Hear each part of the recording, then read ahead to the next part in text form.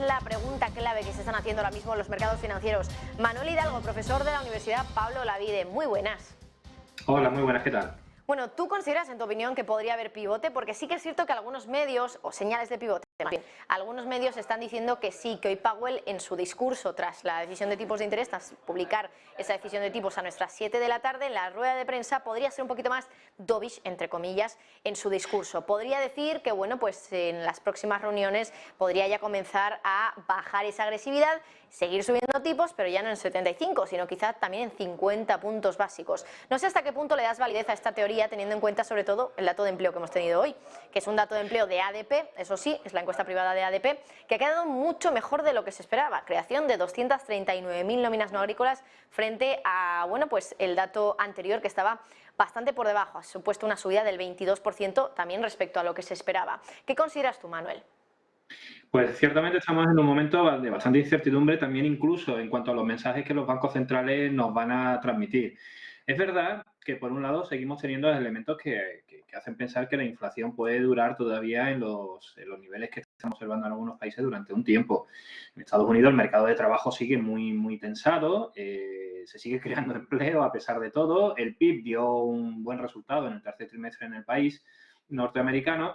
Y por otro lado, también hay una serie de elementos que se identifican en su economía en donde esa inflación, a diferencia de la de Europa, es una inflación con un componente de demanda y salarial importante.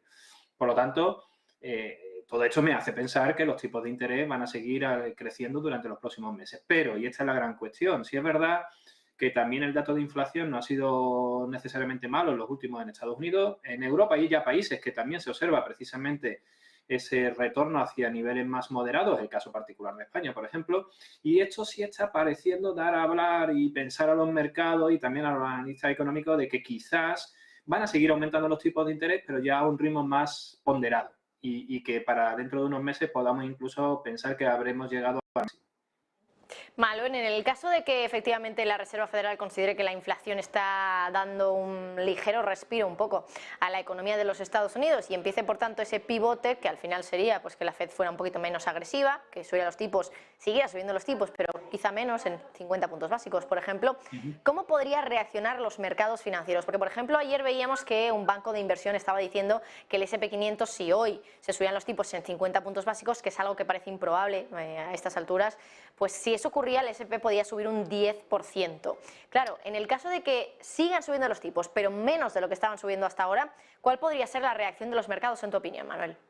No, claro, evidentemente, si hoy la subida fuera solamente de 50 puntos básicos, estaríamos ante una sorpresa que no estaría completamente adelantada o descontada por el mercado, porque precisamente lo has comentado anteriormente, los mercados ahora mismo se encuentran relativamente perdidos, porque estamos en ese momento en donde los mensajes pueden ser tanto unos como otros, ¿no?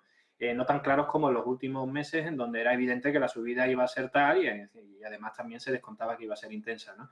En este caso estaríamos ante una sorpresa positiva y del mismo modo que las sorpresas negativas generarían reacciones negativas en el mercado, en este caso podríamos observar un buen comportamiento de los mercados en las próximas horas. Todo depende, como siempre, del lenguaje y de las palabras que habrán sido decididas, cuál se usan hasta el milímetro por parte de Powell, lo que hará que los mercados reaccionen de una manera u otra. Yo creo que evidentemente estaremos muy atentos a ver qué es lo que nos cuenta, porque ahí es donde vamos a saber exactamente en el minuto cero, una vez que lo diga, vamos a mirar a los índices bursátiles y veremos cómo reaccionan y seguramente lo harían de una forma esperada si esta bajada, o si esta subida, perdón, no es tan intensa como la que se esperaba. Pero como bien dices, es bastante probable que hoy sigamos con el 75 puntos básicos, porque todavía es muy pronto, creo yo, para lanzar un mensaje de flexibilización, vamos a decirlo así, de la política monetaria cuando todavía la inflación en Estados Unidos sigue siendo relativamente elevada.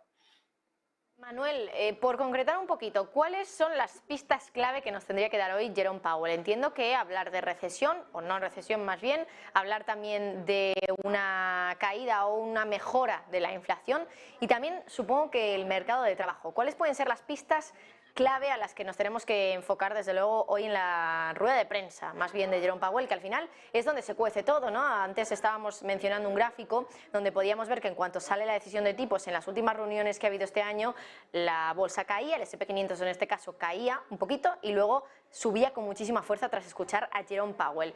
Por tanto, la clave va a estar en esas palabras que pronuncia el presidente de la FED. ¿Cuáles van a ser las pistas a las que tenemos que prestar mucha atención, Manuel? Sí, yo creo que será muy evidente. Por ejemplo, para la cuestión de la recesión, obviamente la recesión es bastante probable si la política que se sigue es la de subida de tipo de interés. Yo creo que esa no va a ser la gran pista. Yo creo que se va a centrar sobre todo en dos elementos. Lo has mencionado. En primer lugar, el mercado de trabajo. Si insiste mucho en considerar que el mercado de trabajo está tensionado y que, por lo tanto, puede generar presiones de inflación, nos estará diciendo que la inflación aún no está controlada y que, por supuesto, esto puede llevar a tomar decisiones de subida de tipos más adelante del mismo calibre de lo que se ha hecho últimamente. Sin embargo, si se incide mucho en que se empiezan a encontrar elementos, pistas que nos hagan pensar que la inflación ha podido tocar techo y que lo que nos queda es un retorno hacia niveles normales, vamos a decirlo, o estables desde el punto de vista de la política monetaria, es evidente que lo que nos estará lanzando es un mensaje de que en los próximos meses la subida de tipos pueden ser bastante más moderadas. Yo creo que ahí va a estar la cuestión, en cómo pondere, por un lado, el mensaje sobre cómo evoluciona el mercado de trabajo y las consecuencias de su tensión,